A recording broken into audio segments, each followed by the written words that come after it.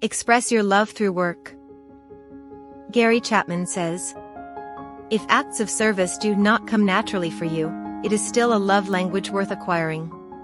It is a way of expressing a sense of responsibility for the well-being of others." Albert Schweitzer said repeatedly, "As long as there is a man in the world who is hungry, sick, lonely, or living in fear, he is my responsibility." Helping others is universally accepted as an expression of love. One of the best ways to express your love for your partner is to do useful things. Try to think of the tasks that your partner doesn't like doing. If they dislike doing the washing up, you should offer to do this as often as possible. Going out of your way to alleviate your partner of laborious tasks shows you care for them. However, it also shows you understand the tasks they dislike. These acts are far more powerful when you or your partner have not been asked. Therefore, instead of asking your partner for favors, you should ask your partner what favors you can do. One of the necessary changes you have to be willing to make is related to traditional gender roles. You should be willing to do whatever chores your partners would like help with. This might mean men have to cook, and women have to fix a shelf. Gary had the experience of meeting a man named Mark. Mark was brought up in a conventional family where his father did not lift a finger in the house.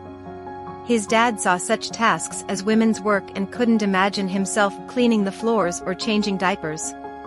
Conversely, Mark appreciated how important it was to his wife Mary that he lend a hand around the house.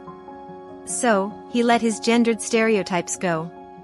Physical touch is a powerful sign of affection. Research has shown that children who are shown physical signs of affection tend to live healthier emotional lives than those who aren't. This suggests how important physical touch is for love. Suppose your partner's primary love language is physical touch. In that case, you should engage with actions like holding hands, kissing, embracing, and sexual intercourse. For the latter, you must learn what your partner enjoys. You can ask them what they find pleasurable and tailor your behaviors to their pleasures. It is critical in relationships that both partners learn what the other individual finds pleasurable. One way to consider new concepts to incorporate in the bedroom is by reading up on sexual techniques. It is an excellent idea to experiment. But you should always check your partner is comfortable. Identify your own primary love language. Everybody has their primary love language. Therefore, you will have one too. Gary outlines a specific way of identifying which type is your primary love language. Number 1. Ask yourself what you most often request from your partner. It is often the case that you are asking for something as it fulfills you emotionally. Number 2. Consider what comes to mind when you want to feel genuinely appreciated. Which of these love languages comes to mind? Number 3. Additionally, you can identify your love language by thinking of times when your partner's behaviors have hurt you. For example, when they have not done something or failed to understand you. Suppose you have been upset by your partner withdrawing one of these love languages. In that case, that is likely your primary love language. Number 4. Your upbringing can also help you better understand which love language is likely your primary one. Try to remember how your parents or carers helped you feel loved while you were growing up.